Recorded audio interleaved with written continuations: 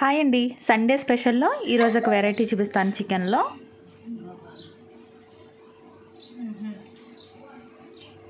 అదిరిపోయింది.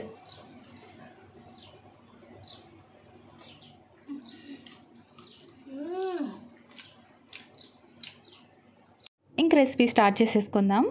గోంగూర ఆకులను అయితే శుభ్రంగా కడిగేసి ఈ విధంగా ఒక గిన్నెలోకి తీసుకున్నాను. తుంచుకున్న పర్వాలేదు, లేదంటే అలా ఉంచేసుకున్నా పర్వాలేదు. చికెన్ ఒక ½ కిలో అనమాట. ఇది బాగా కడిగేసుకుని ఒక బౌల్లోకి వేసుకోవాలి.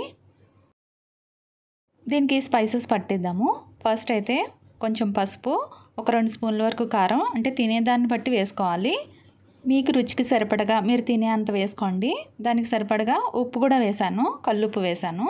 అల్లం వెల్లుల్లి పేస్టు, ఇది కొంచెం క్వాంటిటీ కాబట్టి వాటర్ ఎక్కువ వేసి గ్రైండ్ చేశాను, అందుకే ఇలా ఉంది.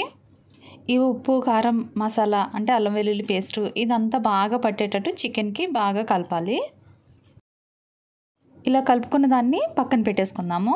ఈ లోపల ఒక ప్యాన్ పెట్టుకోవాలి స్టవ్ మీద. దీనిలో 1 స్పూన్ ఆయిల్ వేసుకోవాలి. అంటే ప్యాన్కి అంటుకోకుండా ఉండడానికి మాత్రమే 1 స్పూన్ ఆయిల్ వేసాను. ఈ గోంగూర ఆకుల్ని ఇందులో వేసేసుకోవాలి. ఇది ఒక్క కట్ట ఎక్కువ ఆకుల్లా కనిపిస్తుంది కదా, దగ్గరకు వచ్చిన తర్వాత మొత్తం పూర్తిగా దగ్గరికి వచ్చేస్తుంది. ఇది దగ్గరకు ఉడికేటట్లు ఈ విధంగా అటు ఇటు తిప్పుకుంటే దగ్గరకు వచ్చేస్తుంది. మీడియం హీట్లో పెట్టుకొని అనుకోవాలి. ఇదిగోండి, చూడండి ఎంత క్వాంటిటీ అయిందో. మనం ఫుల్గా వేసాం కదా ఆకులు. ఈ విధంగా దగ్గరికి వచ్చేంత వరకు ఉడికించుకోవాలి. పక్కకు పెట్టేసుకుందాము. ఉల్లిపాయ, పచ్చిమిర్చి కట్ చేసి పెట్టుకోవాలి. స్టవ్ మీద ఒక ప్యాన్ పెట్టుకొని ఆయిల్ వేసుకోవాలి. ఆయిల్ హీట్ అయిన తర్వాత ఉల్లిపాయ మాత్రమే వేసుకోవాలి, పచ్చిమిర్చి అప్పుడే వేయకూడదు. ఇవి గోల్డెన్ బ్రౌన్ అయ్యేంత వరకు ఫ్రై చేసుకోవాలి. ఒకసారి హైలో పెట్టేయకుండా మీడియం హీట్లో పెట్టుకొని ఈ విధంగా మూత పెట్టుకున్నట్లయితే ఇలా బ్రౌన్ అవుతాయి. పూర్తిగా బ్రౌన్ అయ్యేంత వరకు ఉంచుకోవాలి. వేయించుకున్న ఉల్లిపాయ ముక్కల్లో చికెన్ పీసెస్ వేసేసుకుందాము. ఉప్పు, కారం అది పట్టించాం కదా, ఈ చికెన్ వేసేసుకొని ఒకసారి బాగా కలుపుకోవాలి. ఉల్లిపాయ అంతా బాగా పట్టేటట్టు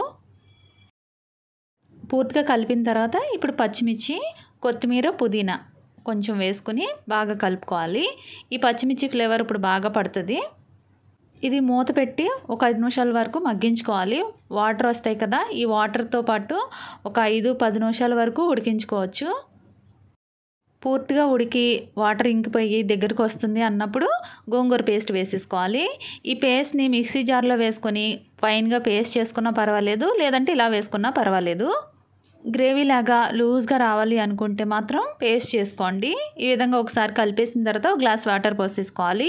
చికెన్ ఆల్మోస్ట్ 90% వరకు ఉడికిపోయింది.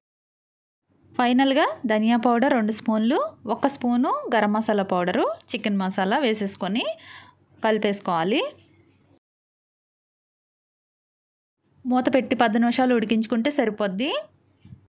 గుమగుమలాడే గోంగూర చికెన్ అయితే రెడీ అయిపోయింది. చాలా టేస్టీగా ఉంటుంది, పిల్లలు కూడా ఇష్టంగా తింటారు.